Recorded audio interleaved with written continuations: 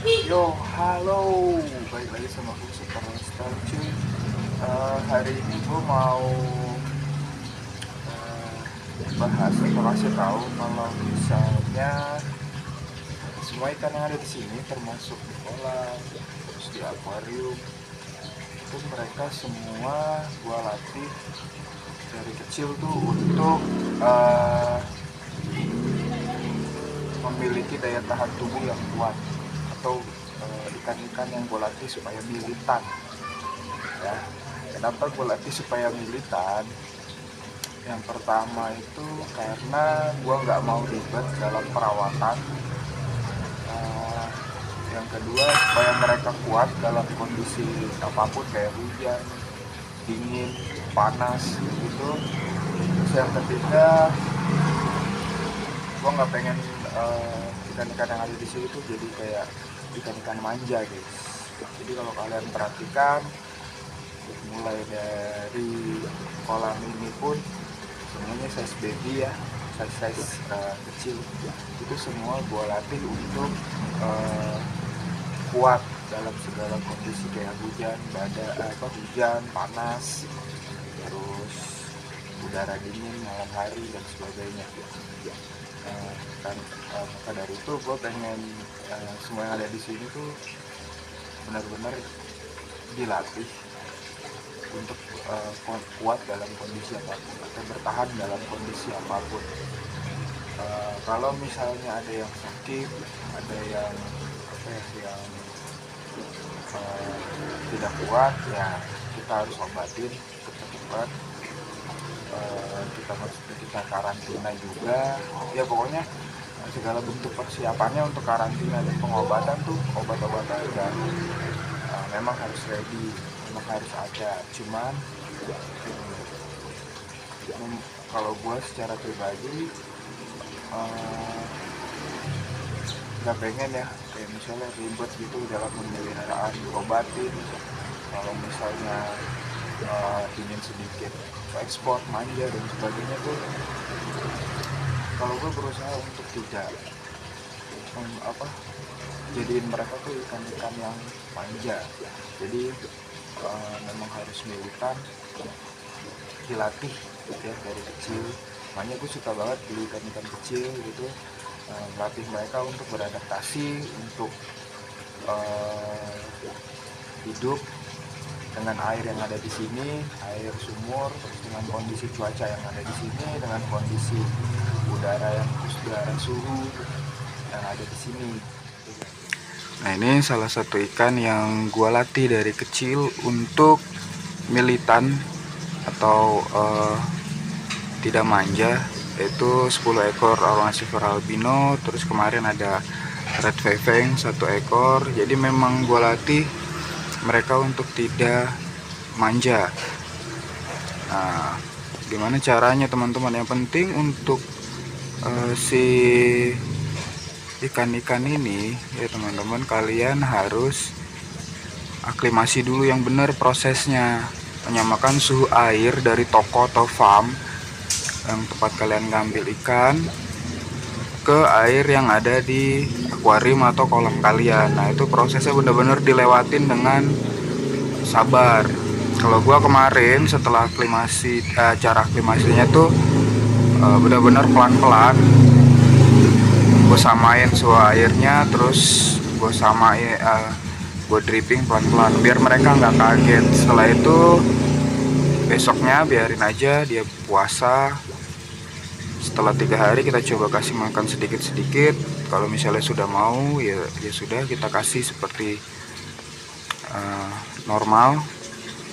Terus baru kita latih untuk dripping air, atau misalnya nambah air tuh sedikit demi sedikit gitu. Terus untuk perawatan lainnya, ya kita setiap seminggu sekali water change, ganti air penambahan. Terus untuk water change nya tuh seminggu 2 kali tuh.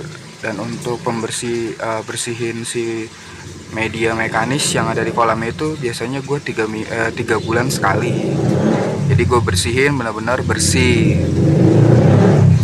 dengan cara dicuci, diangkat dulu media mekanisnya, terus dibuang air di chamber 1, baru isi air yang baru. Dan untuk air yang di sini guys, gue jujur aja nggak ada air endapan, misalnya dari tandon atau dari tempat-tempat penampungan air, itu gue nggak ada. Jadi semua yang ada di kolam ini nih, semua langsung berasal dari air sumur. Jadi air sumur langsung masuk ke sini. Ya, kenapa gue berani kayak gitu? Karena udah gue cek sebelumnya guys, kualitas air sumur yang ada di sini dari pH, TDS itu semua udah gue tes dan semuanya oke, ada di ambang level oke untuk pemeliharaan ikan predator kayak arwana kayak gini nih oke. Nah, untuk ikan-ikan yang lain juga ternyata oke juga.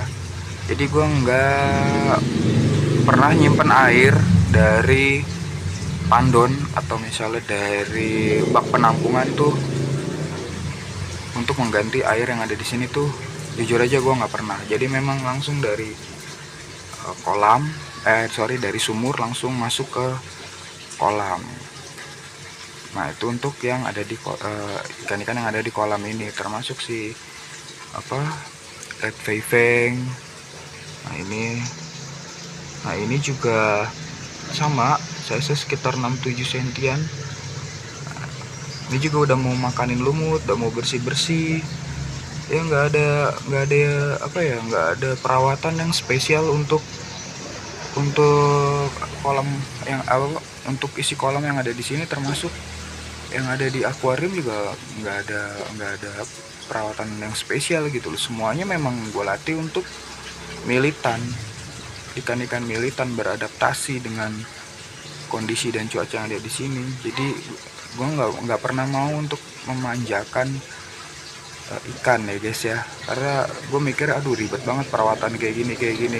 Ya gue merawat ikan-ikan yang di sini ya dengan versi gue sendiri, dengan pengalaman yang gue alami sebelumnya kayak gitu loh guys. Jadi kalau dibilang wah bang ntar gini-gini ikannya, ya selama oke-oke aja nggak apa-apa lah. Nah kayak gitu guys untuk treatment gue melakukan perawatan yang ada di kolam ini. Nah ini gue juga ada pelihara diskus guys, ada sekitar 20 ekoran. Nah ini juga ikan-ikan ini nggak pernah gue kasih perawatan yang benar-benar spesial, baik dari treatment air, terus perawatan pakan, semuanya ya sama. Kalau dripping langsung dari air sumur, terus 50% tuh sekitar segini lah ya gue ganti airnya, baru gue masukin air sumur yang baru. Jadi nggak ada penampungan air atau tandon atau air yang diendapin untuk masuk ke sini. Nah ini semua diskus yang ada di sini tuh gue pelihara semuanya dari size kecil, bukan dari langsung sebesar ini guys. Jadi memang dari kecil. Nah untuk airnya sendiri ya gue sama pakai air sumur yang seperti yang ada di kolam. Jadi memang tidak ada tempat khusus untuk penyimpanan air. Nah untuk pakannya sendiri ya gue cuma kasih cacing beku aja, udah cukup. Tidak ada pakan-pakan yang lain, obat-obat yang lain untuk merangsang. Nah untuk perawatan ini bener-bener gue latih, gue bikin tuh semudah atau sesimpel mungkin. Nah alhamdulillah ini sudah besar-besar, bagus-bagus. Nah ini juga untuk perawatan tanaman juga gue nggak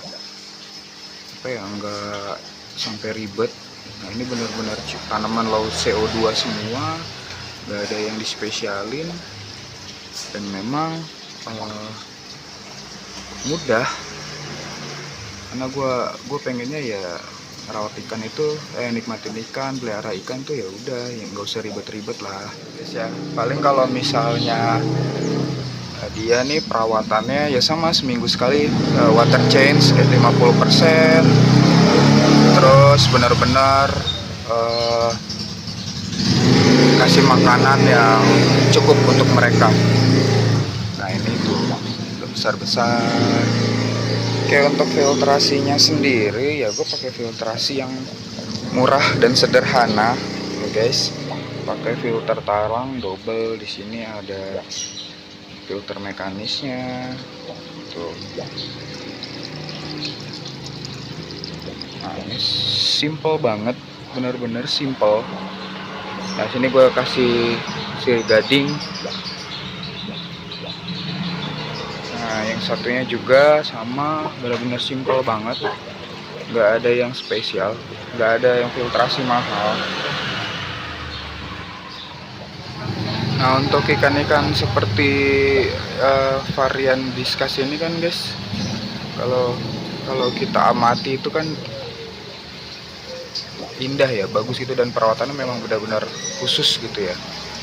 Dulu gue juga berpikirnya merawat diskus tuh perawatannya ribet gini-gini. Enggak, ternyata memang setelah gue belajar dari ada satu teman yang benar-benar udah lama banget ya diskus. Ya yang penting proses aklimasinya tuh benar sesuai prosedur, otomatis ya diskus pasti sehat gitu. Jadi apa ya, enaknya tuh kalau memang sudah terbiasa tahu cara aklimasinya ya aman-aman aja lah sampai bisa sebesar ini guys. Tapi memang dulu gue pernah mengalami namanya belum tahu apa-apa ya soal ikan gitu, termasuk ikan diskus ini ya. Gue pernah pelihara 20 ekor semuanya mati.